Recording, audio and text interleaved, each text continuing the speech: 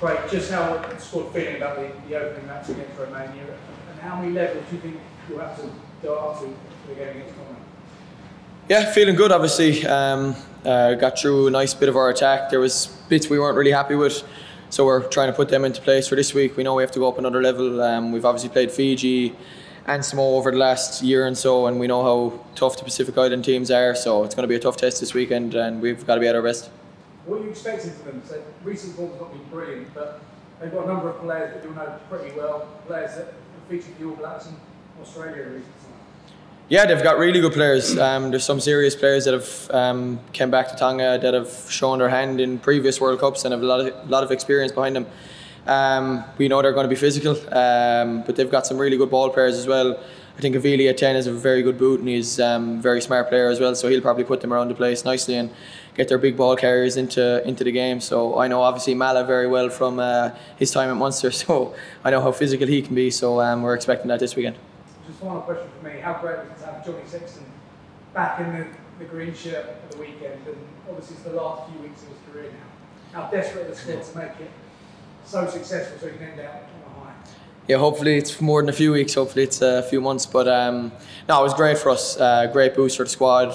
You see what he brings to the team as an individual, but also as a captain and a leader. It's brilliant to have him back, and yeah, hopefully he can drive on this weekend and keep playing well. Craig, you're here so recently, you're going to be playing so hard, so how much are you looking forward to making your World Cup debut? Well, hopefully there's no team named yet to us either, so you don't know yet? No, not yet. So no, if I get the chance now, I'm really looking forward to it. It'll be great. A few family members out, they're following the team for a few weeks, so it'll be unbelievable to make my World Cup debut if it happens. Did you watch South Africa's win over Scotland, and anything in particular that you picked up from it? I did. We all watched it together actually. There was a good 25 of us in the team room watching it, so it was good buzz around that. Very physical game. Scotland played well in the first half as well as South Africa, so it's definitely physical. They kind of just out-muscled them in the end. That's kind of what we were expecting in a few weeks' time, that physical encounter. So. Yeah, just to run on, obviously, George Ford obviously kicked the drop goals and all that kind of stuff. Is that something you're practicing on for maybe later in the tournament? Set up the drop goal, obviously, remember from your URC semi-final. Is that something you're practicing in training? Yeah, there's a few scenarios thrown in at the end of every kind of session that you might need to score a try if you're 4 points down at the last minute, or score a penalty to win it, try and play for a penalty, or win that drop goal kind of situation. We're throwing constant scenarios in sessions, so obviously the 10s then work together after sessions with the 9s, so it's kind of like an ongoing thing, I would say, yeah. Thanks, Kevin. How much a sense of anticipation is there amongst the guys you haven't had a run yet? Yeah, obviously when you're a part of a squad, only 23 can play, so I could think going into a tournament, you know you're not going to play every minute. I think every player knows that, so you kind of have to be ready for when the opportunity does come, and when it does come, you've got to take it with both hands and try and cement your place in the weekend after that, I think. So everyone's kind of itching to go, and even the lads that played last week are itching to get back onto the field, so it's a real buzz around the squad. Gary was in here talking about the atmosphere and the environment that's been built in the squad. What's it like to be part of it on the pitch and off it as well? Oh, it's class.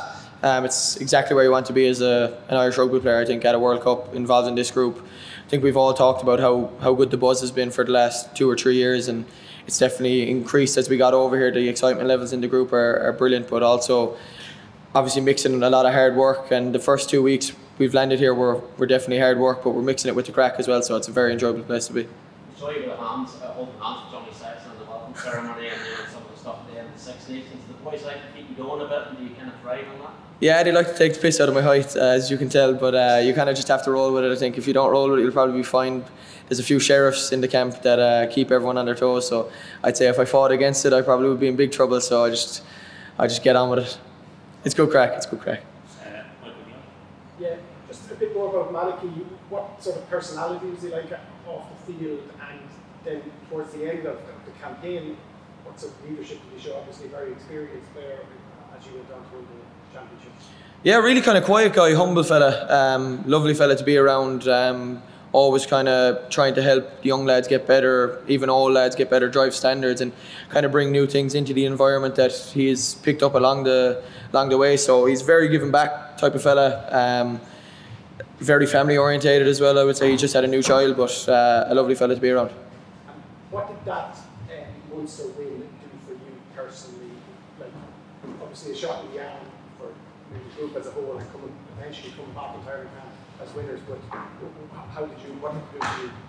Well, first off, it's a goal that you've probably wanted since you've first started watching Munster growing up, is to win trophies with Munster. So to take off one of those is brilliant. But I think coming into camp, into the World Cup camp, it kind of give you a little bit of a confidence boost, knowing that you've played in big games. And obviously looking into the World Cup group, you've got South Africa in the group. So to play down there a good few weeks and then win down there, which is 100% brilliant, and to kind of show the coaches that you've been down in South Africa, you've played against the physical teams and came through it. That's definitely something. But to win a trophy with Munster is obviously a huge goal ticked off. But you want to win more, so it kind of drove on that spark to win a World Cup.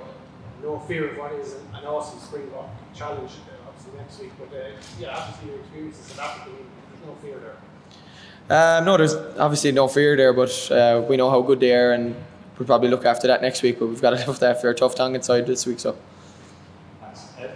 Hi, Greg. Just a quick follow-up to an earlier question. You said that 25 league was the Scotland game. What were the rest of them doing? I have no idea. Up in their rooms asleep, I think, from the tough, obviously the heat and stuff like that. So the rugby noses were down watching the game, and the rest of the lads were just chilling. Okay. No further questions? Yeah. Final question. How strong is the advantage to have Bundy or Rugby as an inside centre for your team? Sorry, say again? Sorry. No, you're all good. How strong is the advantage for your team to have Bundy or Rugby as inside centre?